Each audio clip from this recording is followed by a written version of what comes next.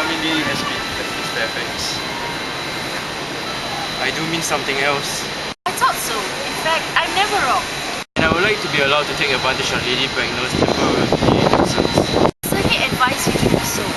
Mama has a way of coming back suddenly into a room that I have often had to speak to her about.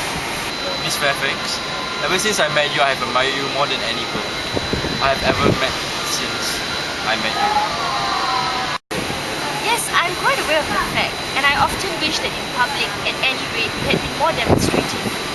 For me, you have always had an irresistible fascination. Even before I met you, I was far from indifferent to you. You live, as I hope you know, Mr. Worthing, in an age of ideals. The fact is constantly mentioned in the more expensive monthly magazines and has reached the provincial publics, I am told. And my ideal has always been to love someone of the name of Earnest. There's something in that name that inspires absolute confidence. The moment Algernon first mentioned to me that he had a friend called Earnest, I knew I was destined to love him. You really love me, Gwendolyn? Passionate. Darling, you don't know how happy you've made me. Oh, my own Earnest. But you don't really mean to say you couldn't love me if my name wasn't Earnest? My name is Earnest. Yes, I know it is. But supposing it was something else? Do you mean to say you couldn't love me then? Ah, that is clearly a metaphysical speculation. And like most metaphysical speculations, has very little reference at all to the actual facts of real life as we know them. Personally, darling, to speak quite candidly, I don't care much about the name of Earnest. I don't think the name suits me at all.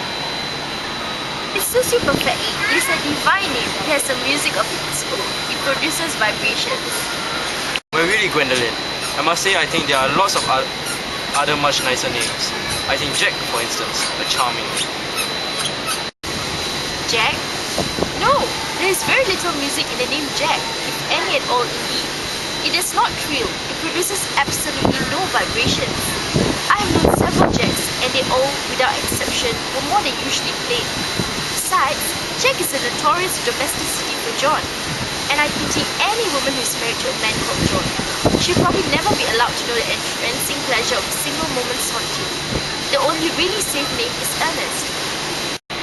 Gwendolyn, I must get questioned at once. I mean, we must get married at once. There's no time to be lost.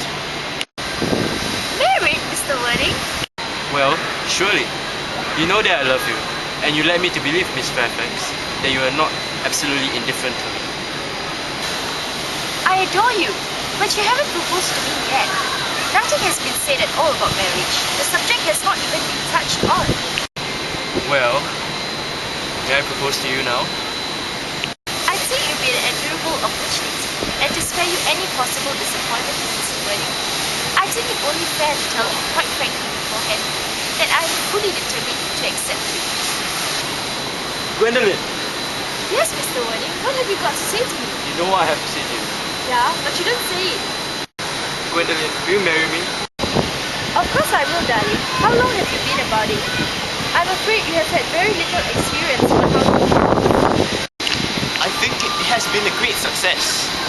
I am in love with Cecily, and that is everything.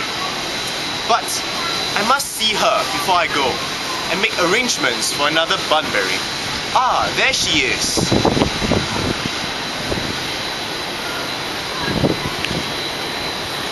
Oh, I was really watching the roses.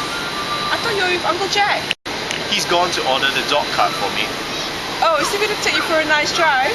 He's going to send me away. Then we have to part? I'm afraid so. It is a very painful parting. It's always painful to part from people who one has known for a very brief space of time. The absence of old friends can endure with equanimity, but even a momentary separation from anyone to whom one has just been introduced is almost unbearable. Thank you. The dog cart's at the door, sir. You can wait, Merryman, for 5 minutes. Yes, miss.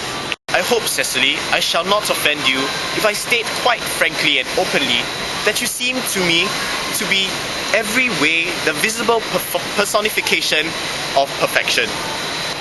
Action. I think your frankness does you great credit, Ernest. If you will allow me, I will copy your remarks into my diary.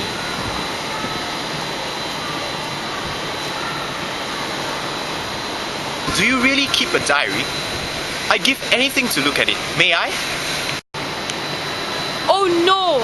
You see, it is simply a very young girl's record of her own thoughts and impressions, and consequently meant for publication. When it appears in volume form, I hope you will order a copy. But pray, Earnest, don't stop. I delight in taking you down. I have reached absolute perfection. You can go on. I am quite ready for more.